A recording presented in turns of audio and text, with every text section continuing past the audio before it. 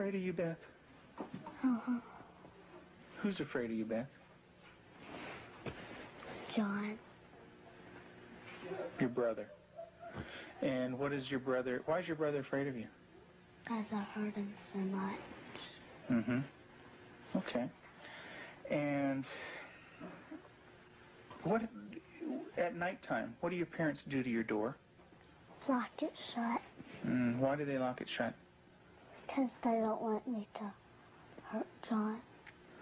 Right. And they're kind of afraid of hurting John? Of you hurting John? Mm-hmm. Okay. Are they afraid that you might hurt them? Yep. Would you, Beth? Mm-hmm. When would you do it? Nighttime. Okay. Why would you do nighttime? Because I don't like them seeing me do it. But they can feel me do it. Mm-hmm. And what would you do to him, Beth? Stab him. Okay.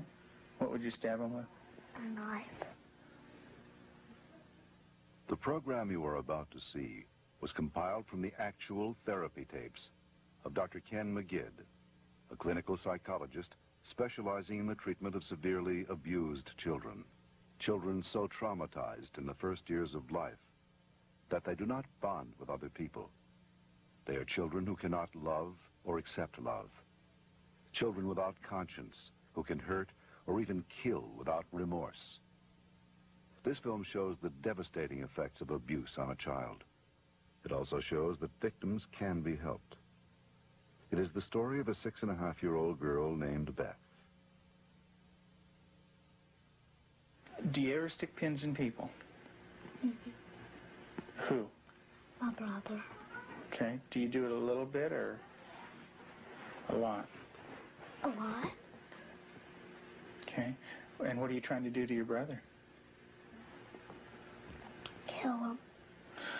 Why do you want your brother to die? Because I was hurt so bad, and I don't want to be around people. Okay. Who else would you like to stick pins into? Mommy and Daddy. What would you like to have happen to them? Die. Jesus couldn't have lived to save Israel, yet he chose to die to save the world. Tim is the minister of a small Methodist church in the South. He and his wife Julie have been married for 12 years. Unable to have children of their own, they decided to adopt. In February of 1984, they received a call from the Department of Social Services telling them they had 2 children available for adoption. They were told that Beth, 19 months old, and her brother Jonathan, 7 months old, were normal and healthy. We did not need children to make our lives complete. We felt secure in ourselves and secure in our relationship, but we wanted to share that with somebody else, and we felt like we had a lot to pass on to a child, and that was what we really wanted to do. And when the phone call came, it was like, at last it's here. It seemed like a miracle. It had happened so quick. We'd heard of couples having to wait 5, 10 years on a child, and here we had 2 young children. It was like the answer to our dream. Their dream became a nightmare when they realized that Beth and Jonathan had severe emotional problems. We had the kids with us, Beth and her younger brother John, for probably a couple of months until we began to learn something about their background and their past. And when we learned that, some things seemed to fall in place about her behavior and John's behavior. From several sources, we discovered that they didn't have enough food to eat. That perhaps even Beth went all day maybe with just a box of Kick cereal. John himself was found in a bassinet with little patches of urine all over it and a dirty diaper and a couple of bottles at his feet that had curdled milk, and the back of his head was completely flat. The front of his head had bulged out, and at 7 months he couldn't raise his head, couldn't roll over. He was just had no stimulation. And we think perhaps that had happened to Beth, and it wasn't very long until she began showing some signs of perhaps even some abuse. There was a nightmare that she had, and the nightmare was about a man who was falling on her and hurting her with a part of himself. Tell me about your birth father. What was that nightmare like? When he touched my vaginas Okay. until it bled, hurt it a lot until it bled, and wouldn't feed me a lot. He'd hit on me, wouldn't be very nice to me. How old were you? 1. And in your nightmare, what happens? I get real scared. Where are you in the nightmare? What happens in the dream? I'm in the house, upstairs. And then what happens, Beth? When he comes upstairs and, hurt. How do you feel when you talk about this? Scared. Like, Where's your birth father? What's he doing? he's right there, and there's his hand. His hand's right there. Where? Right there. You can't hardly see it because it's green. What's it touching? My vaginas. And what is your birth father doing? Hurting it. Your face looks sad. Can you tell me about that? It's crying because there's dots of the tears. Beth had endured severe neglect and abuse as a child. Her birth mother died when she was 1. Because of these early childhood experiences, Beth never developed a sense of conscience, love, or trust for anyone. The early sexual abuse by her birth father would cause her to exhibit inappropriate sexual behavior, especially toward her brother. Does your brother have private parts?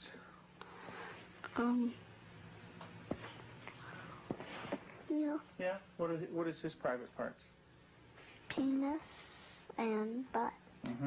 And what do you do with your brother, with his private parts, Beth? I heard it. Tell me about it. What do you do? Well, I pinch it, squeeze it, kick it. When you do things to your brother's private parts, what does he say? Stop. Okay, tell me that. Well, he says stop, but I don't stop. Do you hurt him? A lot. Okay. And would you like to do that to other boys? When I caught her with Jonathan one morning, she was molesting him. He was crying and his pants were down, and I said, Beth, what's happening? And she said, I pulled his penis and put my finger up his anus. And I said, didn't he say to stop? And she said, yeah, he did. And I said, did you? And she said, no. Have you ever rubbed your private parts? Do you do it a lot? A lot. How much do you do that? About every single day, and that's until I did it every single day until it got real bad and messed up, and I had to go to the doctor, and I did not like it. What do you mean by real bad? Well, it looked real raw, got all kinds of boo-boos on it, germs, a lot of stuff from my hand. And it bled? She started to masturbate at inappropriate times.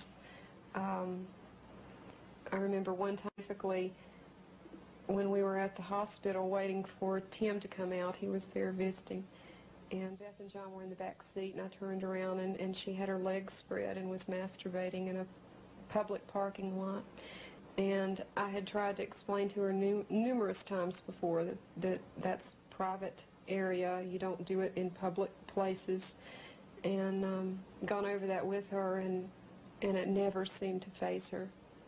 And Julie, how often would your daughter masturbate? daily, constantly. Do you have animals, Beth? 4 of them. Can you tell me their names? Clyde, Shuggy, Darcy, and Annie.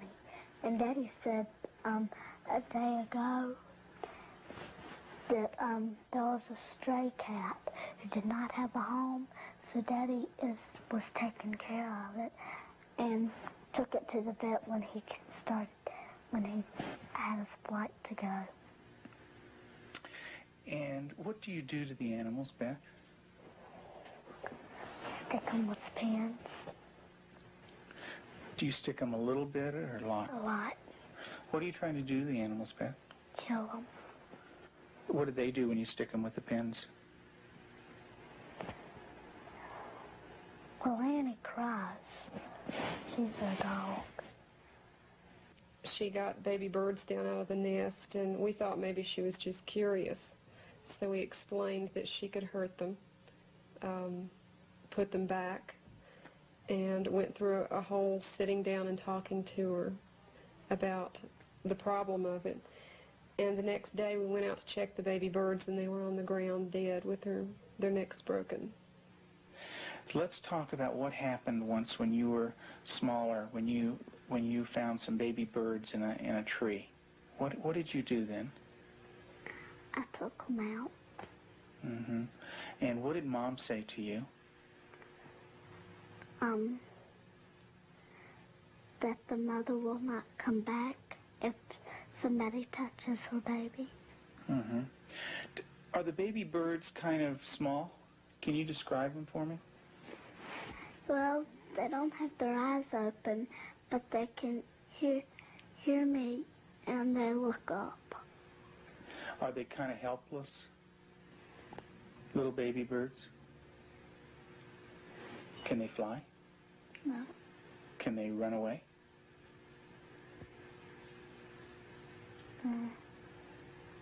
Yes. They can? Are they easy to catch or hard to catch? Hard. Yeah. Well, it's hard to remember. With the baby birds, what did you do? Took them out of the tree. And what did you do with them? Played around too rough. Also, when at the end, I picked it up and I thought it was Dad, and I came to say, Mommy, is this bird dead? And she said, she called Daddy and said, Tim, and Daddy came and, I think I remember that they said yes. Mm-hmm. And so did the little baby birds die? I don't know. You don't remember? I just remember that I remember that Mommy and Daddy said the last bird we got was dead. Mm-hmm. Do you know what Mom said to me? She said that all of them were dead. Did you squeeze them? Did Baby Beth squeeze them? You're doing a good job, honey. Go ahead and tell me what happened. I squeezed them. And what happened? They died. But this kind of aggression at our animals, and even at our brother Jonathan, was beginning to grow to such an excess that our life was miserable at home. John would cry in the mornings and say his stomach hurt. For the longest time, we thought maybe this child has some problem with his intestinal area, or maybe he has allergies, and so we tried to get all that checked out. Come to find out, Beth was coming out of her room and hitting him in the stomach. And so as a last resort, just to protect him, we had to tie our door shut. So I guess for the last 3 or 4 months now, we've had to tie her in at night, sort of barricade her. The repercussions of Beth's tragic childhood led to uncontrollable rage. Despite the love and nurturing of her adoptive parents, she took this rage out on herself, on her brother, and on them. her acts of violence became more and more cruel and frightening. Well, I noticed several, like paring knives in the kitchen, missing. And my first thought was Beth.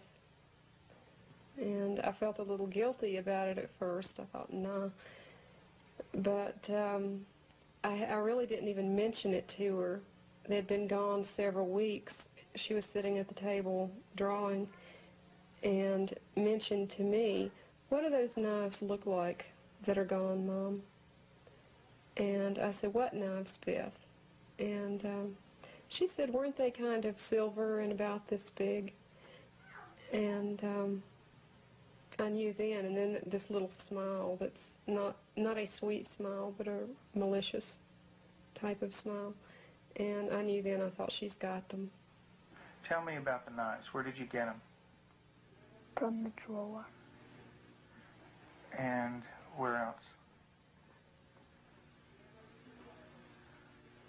Do you remember? Mm-hmm. Tell me about it.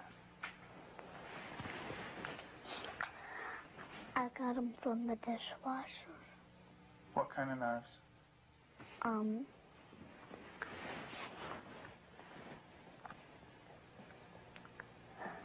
Big sharp ones. And what do you want to do with those knives? Kill John and Mommy with them, and Daddy. And when Mommy asks you about where the knives are, what do you say? I don't know where they are. What did you think she might do with the knives? My first thought was Jonathan. And the reason we thought that was that she had, by this time, she had tried to kill John on several occasions and openly admitted that. In the basement, she was hitting his head against a cement floor. I heard his screams and ran down and had to literally pull her hands off, and she looked wild-eyed. Did you get real mad at him? Did you hit his head real hard? Tell me about it. How many times did you do it? A lot? Mm-hmm. What was the floor like? Cement. And what happened to your brother? Tell me about it. His head hurt real bad, but his chin, he had to have stitches in it. Could you stop? Use your words, Beth. No. Okay. What was your brother doing when you were doing this? Playing with the toys. Okay. Was he asking you to stop when you were doing it? What was he saying? He was saying, "Beth, stop." And what did you do? I didn't stop. I just kept on hurting him. What were you thinking when you were doing that? Thinking of killing him. How did you stop? What made you stop? When I heard Peter walking across the kitchen. Mm-hmm. It made me stop because I thought Mommy and Daddy would come. Okay. Did Mommy come? What did she do? She sent me to my room. Okay.